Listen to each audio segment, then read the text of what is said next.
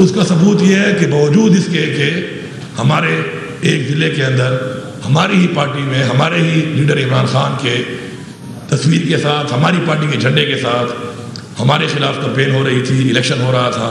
کیونکہ اس سے پہلے بھی ہماری ہی پارٹی کا ایک کارکن شہید ہوا اور اس کا بھائی الیکشن لڑ رہا تھا، لیکن ہم نے سیکیورٹی بھی دی، ہم نے قانونی طور پر حکومت ہوتے ہوئے رکاوٹ ڈال سکتے تھے ہم، کیونکہ غیر قانونی کام تھا کہ پارٹی کا نمائندہ نہ ہو کر، کینڈیڈیٹ نہ ہو کر وہ عمران خان صاحب کی تصویر لگائے اور جھنڈا استعمال کرے، لیکن پھر بھی ہم نے اس لیے کہ ہم صرف یہ بات نہیں کرتے کہ ہم جمہوری ہیں، عمران خان کا ویژن ہے، اس کے مطابق ہم نے جمہوری طریقے سے کھلی چھوٹ دی کہ آپ الیکشن لڑیں اور عوام کو پورا حق دیا کہ وہ اپنی رائے کے مطابق اپنے دل کے مطابق جس کو ووٹ دینا چاہتی ہے ووٹ دے۔ عوام نے ووٹ دیا، عوام نے اپنے نمائندہ چنا، ہمیں خوشی ہے اس بات کی، ہم عوام کو مبارکباد پیش کرتے ہیں۔ اب وہ نمائندہ ان کے تقاضے میں پورا اترتا ہے نہیں اترتا، لیکن ہمیں فخر ہے اس بات پہ کہ ہم نے جو عوام کے دلی رائے تھی، انسان کی باتوں پہ یقین نہیں کرنا چاہیے، اس کا عمل بتاتا ہے کہ وہ کیا کر رہا ہے۔ دوسری جو بات ہے وہ ہمیں ایک لیٹر آیا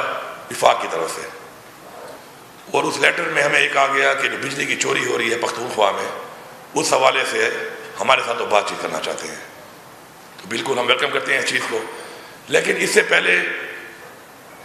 جو بجلی کی دو طرح سے بجلی کے لاسز ہو رہے ہیں، ایک سسٹم کی وجہ سے ہو رہے ہیں، ایک عوام جو بجلی چوری کرتی ہے اس کی وجہ سے ہو رہے ہیں۔ لیکن ہمارے صوبے میں ایک بدترین لوڈ شیڈنگ جاری ہے اور آگے گرمیاں بھی آ رہی ہیں، عوام کو اور تکلیف ہم نظر آ رہا ہے کہ مزید عوام کو تکلیف دیں گے۔ تو میں یہاں پہ واضح کرتا ہوں ایک بات کو کہ جو انہوں نے لیٹر لکھنے سے پہلے ہی کارروائیاں شروع کر دیں اور وابڈا کے ذریعے لوگوں کو ایف آئی آر دینا شروع کر دیں، تو پھر آپ نے جب بات چیت نہیں کرنی تو لیٹر کیوں لکھا آپ نے پھر؟ اور اگر آپ نے لیٹر لکھ ہی دیا ہے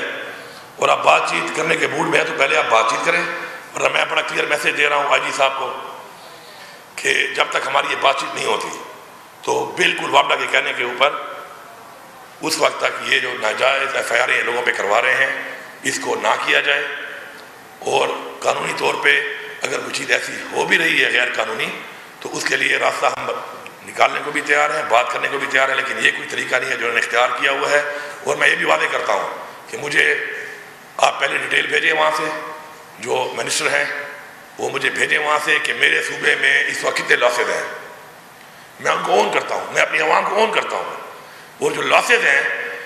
جتنے بھی ہیں وہ لاسز پھر میں فیصلہ کروں گا کہ جو چوری کے حساب سے میرے لوگوں کے لاسز ہیں، اگر بحیثیت صوبہ میں ان کو اون کرتا ہوں اور میں ان کو برداشت کرتا ہوں اور اپنے لوگوں کو ریلیف دینا چاہتا ہوں، تو جو میرا 1510 ارب روپے آپ نے دینا ہے تو اس میں سے میں آپ سے کٹوتی کروا کر اپنے لوگوں کو ریلیف دینا چاہتا ہوں۔ آپ ہمارے ساتھ بیٹھیں اور بیٹھ کے بات کریں۔ یہ جو بدماشی کا آپ نے ایک وتیرہ اختیار کیا ہوا ہے یہ یہاں پہ نہیں چلے گی، یہ یہاں پہ نہیں چلے گی، نہ یہ برداشت کی جائے گی۔ اور ہمارے لوگوں کو بار بار آپ کہہ دیتے ہیں کہ جی چور چور، یہ دوبارہ یہ لفظ بھی آپ نہ استعمال کریں، آپ کی بڑی مہربانی ہے۔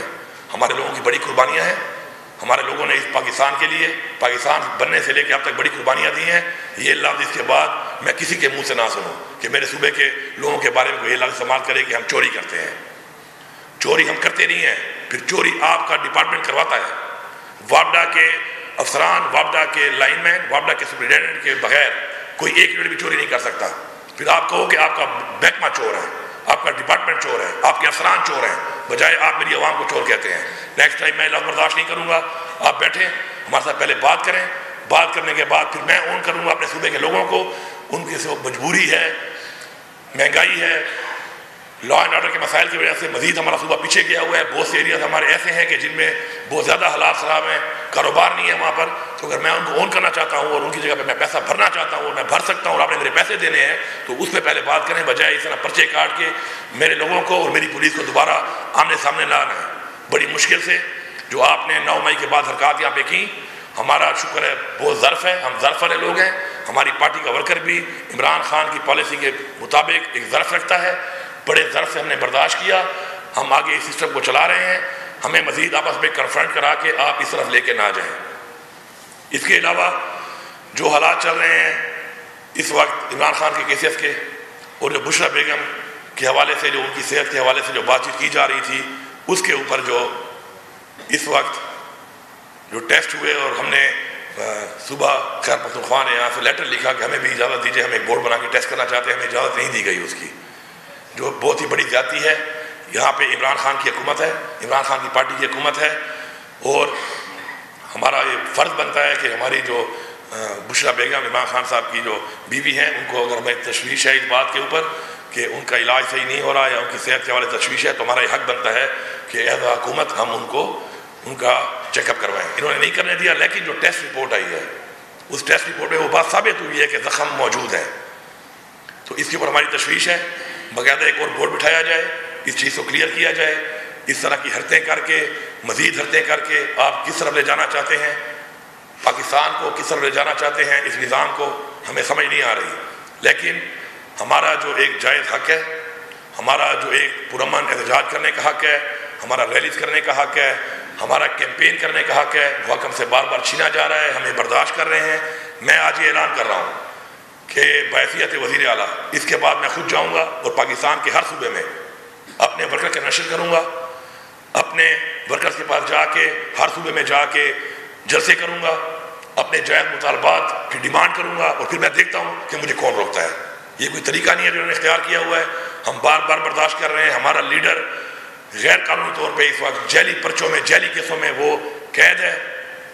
اس کے بعد مزید آپ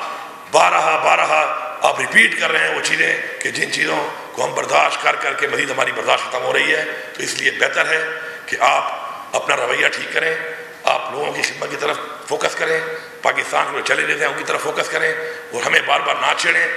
کیونکہ آپ ہمیں چھیڑیں گے بار بار اور غیر قانونی طور پہ، غیر آئینی طور پہ آپ یہ کام کریں گے تو پھر ظاہری بات ہے ہماری برداشت کی ایک حد ہے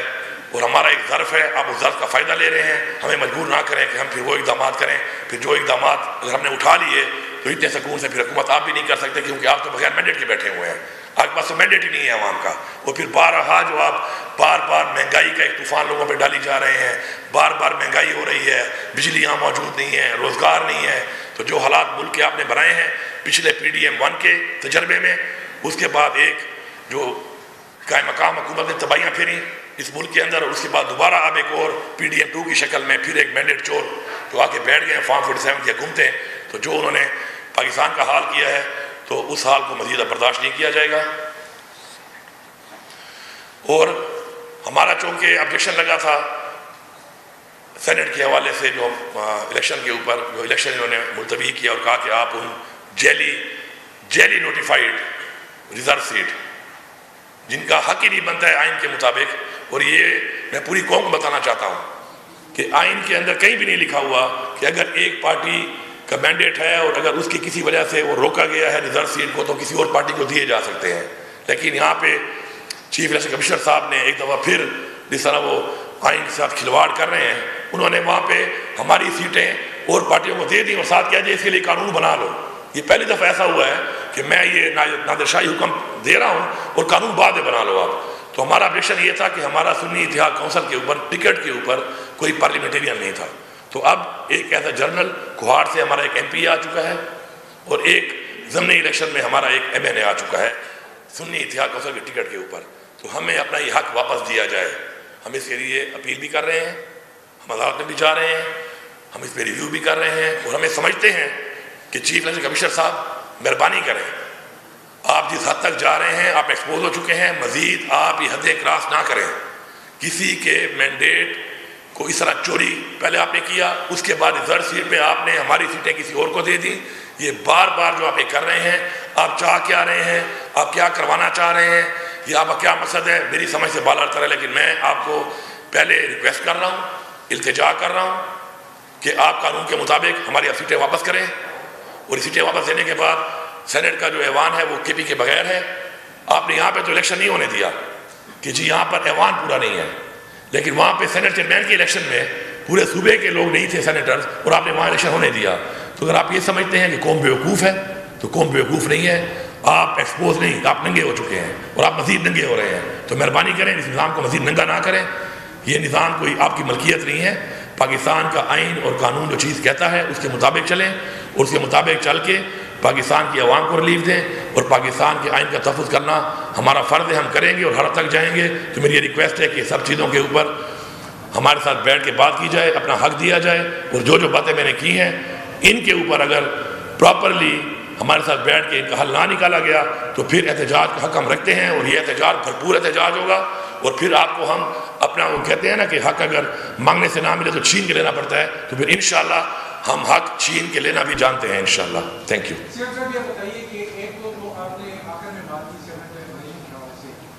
کل سرکولیشن اسمبلی یہ بھی اتر کیبنٹ نے اور سپریم کورٹ آپ لوگ رجوع کرنے جا رہی ہے، اگر سپریم کورٹ نے بھی آپ کے اگینسٹ فیصلہ دیا پھر آپ کا کیا رائے نوٹ ہوگا؟ کہ دوسرا جو بجلی کے حوالے سے آپ نے بات کی ہے بہت بڑا ایشو ہے، اور 1510 طرف یہ بھی بہت بڑا اماؤنٹ ہے، اگر یہ اماؤنٹ صوبے کو نہیں ملتی تو ایم ایم اے گورنمنٹ کسی طرح کے ایسا نہ ملے کہ خلاف وہ چلے گئے کہ اس وقت سپریم کورٹ، اور پھر سپریم کورٹ نے 110 ارب روپے تک ملے تھے لیکن وہ بیچ میں NFC ایوارڈ آ گیا تھا، تو اگر وہ پیسے نہیں ملتے تو کیا اس میں بھی آپ سپریم کورٹ جانے کا ارادہ رکھیں؟ جی بالکل، پہلی جو آپ نے بات کی ہے سینٹ کے حوالے سے، تو انشاءاللہ ہم اس پہ ادھر ریویو یہاں پہ کر رہے ہیں، ہائی کورٹ میں بھی، پشاور ہائی کورٹ میں بھی، اور ہم وہاں پہ بھی جا رہے ہیں ان کے فیصلے کے اوپر جو فیصلہ پہلے آیا تھا، اور ساتھ ہی ہم سپریم کورٹ میں بھی جا رہے ہیں۔ دوسری جو آپ نے بات کی ہے کہ جو صوبے کے واجب الادا پیسہ ہے وہ واجب الادا پیسہ ان کو ہمیں دینا پڑے گا۔ میں پہلے بھی کہہ چکا ہوں، میں بار دوبار ریپیٹ کر رہا ہوں یہ بات کہ اگر میں اپنے صوبے کا حق نہیں لے سکتا تو مجھے ادھر کرسی پہ بیٹھ کے کوئی نہ شوق ہے اور نہ کوئی فائدہ ہے، تو وہ میں لے کے رہوں گا۔ انہوں نے کہا کہ جی ہمارے چونکہ حالات ٹھیک نہیں ہیں تو اس لیے ہم آہستہ آہستہ آپ کو یہ پیسے دیں گے، لیکن اب تو یہ جو انہوں نے کام شروع کر دیا کہ ادھر آ کے ایف آئی آریں شروع کر دیں، اور لوگوں کے اوپر پرچے کاٹ رہے ہیں، اور پہلے مجھے بجلی بل ہی نہیں رہی ہے، لوڈ شیڈنگ اتنی زیادہ ہے، تو میں اپنا پیسہ ایڈجسٹ کرنا چاہتا ہوں کہ جو بھی چوری آپ کہتے ہیں کہ میرے صوبے میں ہو رہی ہے تو وہ چوری تو کروا پہلے آپ رہے ہیں، لیکن پھر بھی چونکہ اس وقت حالات ٹھیک نہیں ہیں، معاشی حالات لوگوں کے ٹھیک نہیں ہیں، تو میں وہ پیسہ اپنے لوگوں کو دینا چاہتا ہوں، اور میرا یہ رائٹ ہے کہ میں وہ دے سکتا ہوں، تو وہ پیسے کی میں کٹوتی کرانا چاہتا ہوں۔ آپ اسی کٹوتی کریں، جو خسارہ میرے صوبے سے آ رہا ہے میرے پیسوں میں آپ کاٹ لیں، آپ کا بھی قرضہ اتر جائے گا، اس سے اچھی آفر تو نہیں ہونی چاہیے، لیکن اگر یہ اس کو نہیں مانتے تو مطلب ہے یہ بدماشی پہ اترے ہوئے ہیں، تو بدماشی نہ منم، پشتوں میں کہتے ہیں نا بدماشی نہ منم، بدماشی یہاں نہیں چلے گی۔ اپنے صوبے کے حق کے لیے ہم بھی کھڑے ہوں گے اور ہماری عوام بھی کھڑی ہوگی، اور انشاءاللہ ہماری بھی تاریخ ہے، پختونخوا کی ایک تاریخ ہے کہ اپنا حق ہم نے ہمیشہ، یہ تو کچھ بھی نہیں ہے، ہم نے تو بہت بڑی بڑی ماشاءاللہ جنگیں لڑ کے ہمارے باوجداد نے ثابت کیا ہے، تاریخ گواہ ہے اس کی کہ اپنا حق ہم انشاءاللہ لینا چاہتے ہیں، اور حقیقی آزادی بھی انشاءاللہ ہم لینا جانتے ہیں۔ آزادی پہلے لی ہمارے باوجداد نے، اب حقیقی آزادی انشاءاللہ ہم لیں گے۔